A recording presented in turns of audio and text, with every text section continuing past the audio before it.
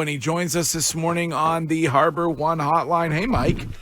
Good morning. Another day in paradise here. Another 2 inches of rain and a little wind and gray. I think the weekend Lovely. is going to be. The weekend will be nice for Easter, though. Are you having the family over? I'm going to have a small gathering on Easter Sunday. Yeah, but it'll be nice to see the sunshine. Are you a ham? Curtis asked the other day. Are you a ham or a roast guy when it comes to Easter? Well, why do I have to choose? You want both? I mean, honey baked ham for sure. If I'm going to get to wherever I have to go to get one, and a roast, or whether it's a turkey or beef, I think I enjoy my options. And don't overlook the value of a deliciously prepared deviled egg.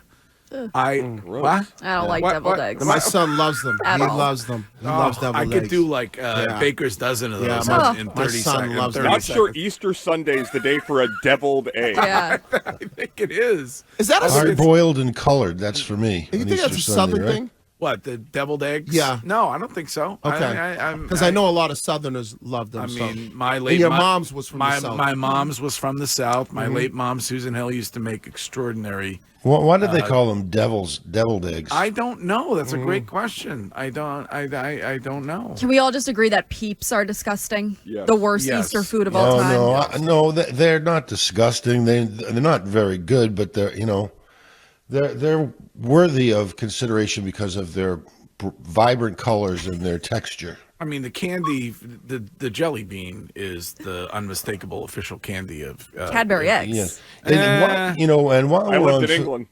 while we're on food, I didn't know this, but have you guys eaten Joe's Pizza in New York? No. Oh my God, it's the best pizza on the planet. And they bite your tongue. I am not a fan. No, don't tell me about bar pizza. I don't want to hear about that crap. That's stinky little slimy bar pizza. Doesn't work for me. Joe's Pizza, listen to me. Joe's Pizza I think it's on Brattle Street now in Cambridge.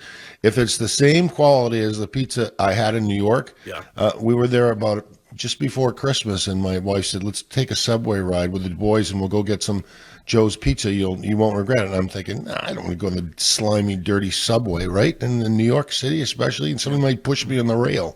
I mean, but it was worth the risk to go to Joe's Pizza. It was incredible. Oh, once again, you're exposing yourself as ignorant when it comes to your. Well, I expose myself in many ways, Greg. Well, listen, you win. You're the Boston Bruins. You win a big one on Tuesday night against the Panthers, and then you come back last night and aren't able to do the same when it comes to Tampa. Where are you currently this morning on this hockey team? I don't think they're tough enough to go deep. In the Florida game, your toughest players are McAvoy and Brad Marchand, the captain. And beyond that, I don't know who shows it. I mean, Lindholm had a fight, and, he threw one punch, and then he went Timothy Turtle after that. He just kind of clammed up. And you know what they have to do, in my opinion, is just play hockey. And that requires courage, but you have to turn the other cheek. And it's not what Bruins fans like, but it's the team that they have.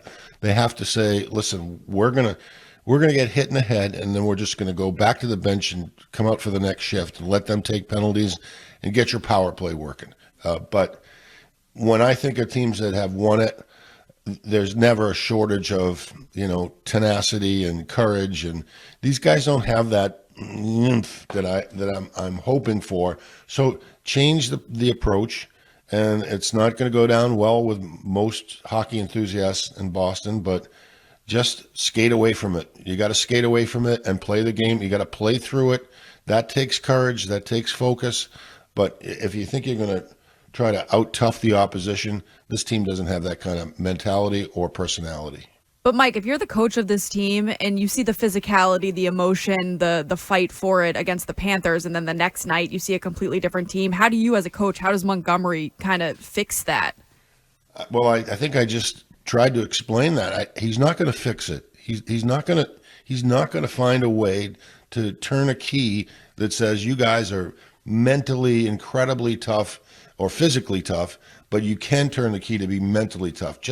It sometimes when people aren't really up to the task of facing physical confrontation, sometimes it's not a bad idea to say to them, hey, don't worry about it. You don't have to confront anybody. All you have to do is play hockey. Don't be afraid to go to the corners, of course, and maybe take a hit. Don't be afraid to go to the front of the net. But you don't have to drop the gloves. You don't have to show macho man to the crowd. Just play the game, stay focused on it, and let them be stupid and try to prove their masculinity like men have done for ages, as you know, Courtney, and just play the game. What do you do if you're Jim Montgomery when Pat Maroon is ready to come back playoff time? I don't know if he's ready or not. Brazeau has played really well. Yeah. Will does he have a spot? I mean, do you feel the need that you have to put in a guy that's physical, that's had a whole bunch of fights and has gone to the Stanley Cup final?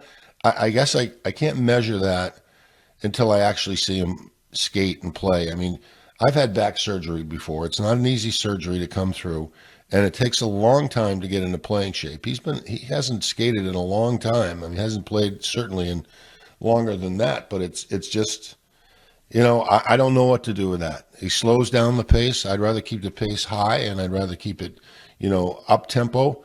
But he'll satisfy the itch that most Boston fans have when they watch a game because he'll punch somebody in the head. But then you end up having to make that decision about Brazeau and he's had him, moving up a little bit, third line, and really I feel like Shime and I were talking about this on the show yesterday or the day before.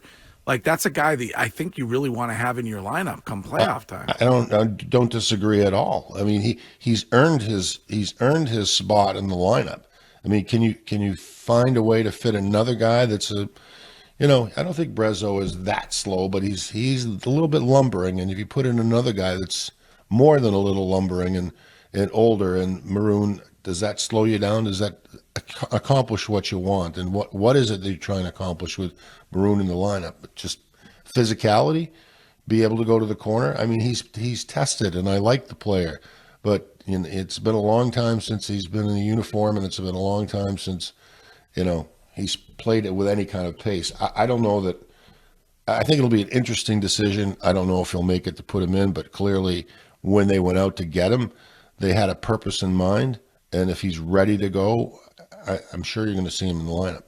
Especially if they start to get bounced around in a first round series against somebody whoever that might be, and then everybody starts to react viscerally, which is not the way, as I said earlier, not the way I want this team to go. Just play hockey, take the whack in the head, and skate away.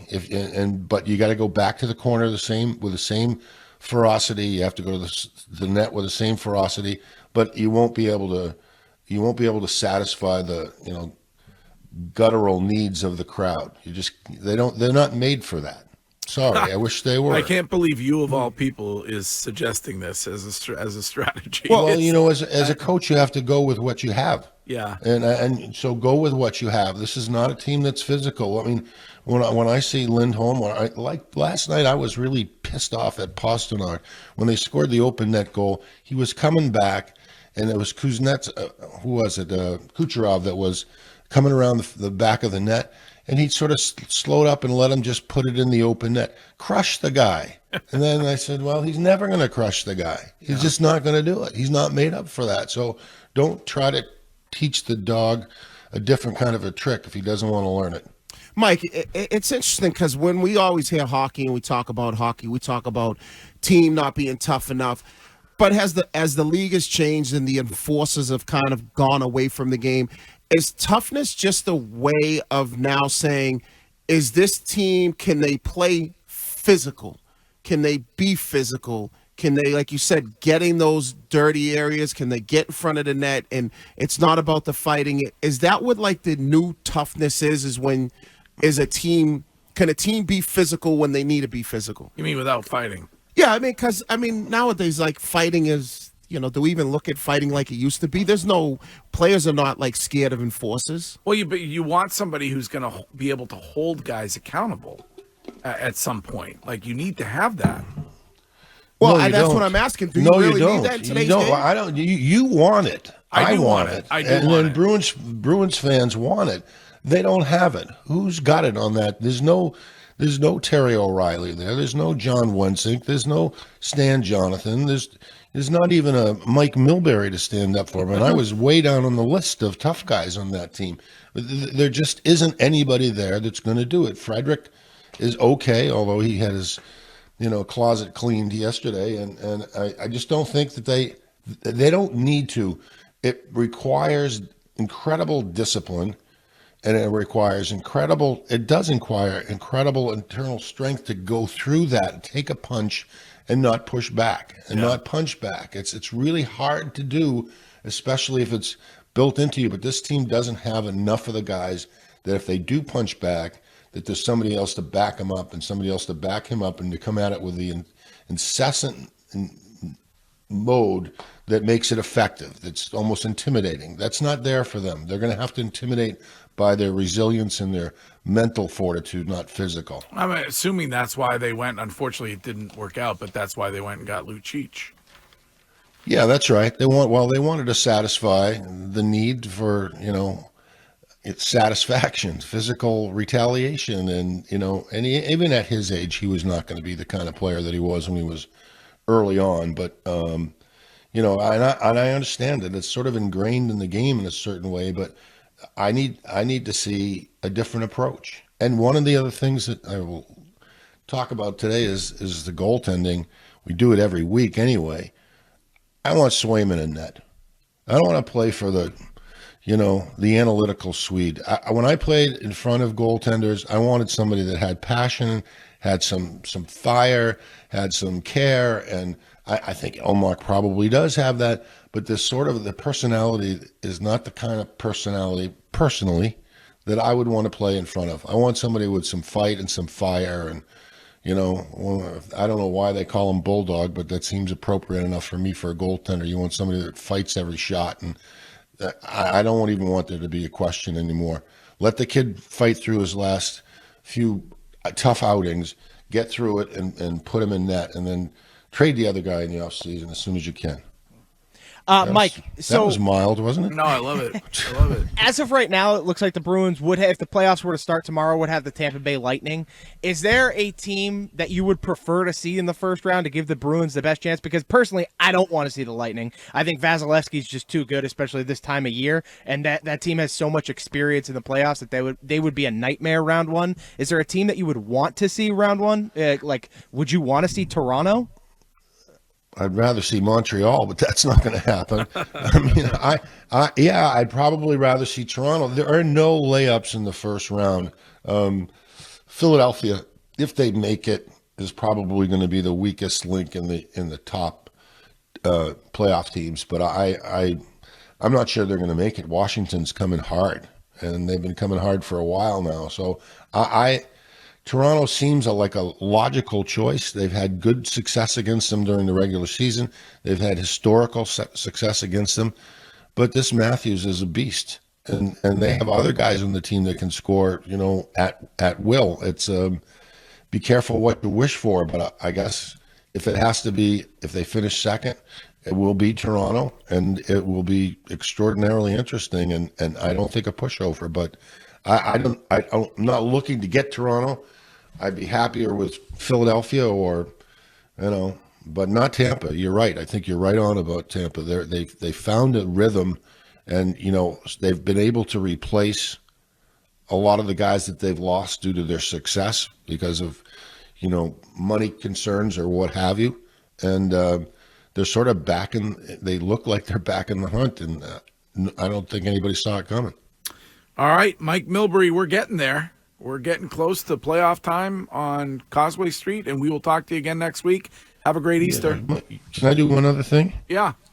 The Patriots aren't going to win another Super Bowl for 30 years. Wow. Nice. Long time. Love that.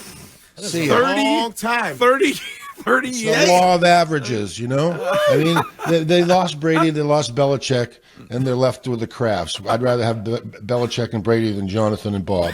See ya. Wow. Well said, I think, from 30 Mike years. Milbury. That is a long time. Ooh, What a way wow. to send off, too. Yeah. Just a mic drop.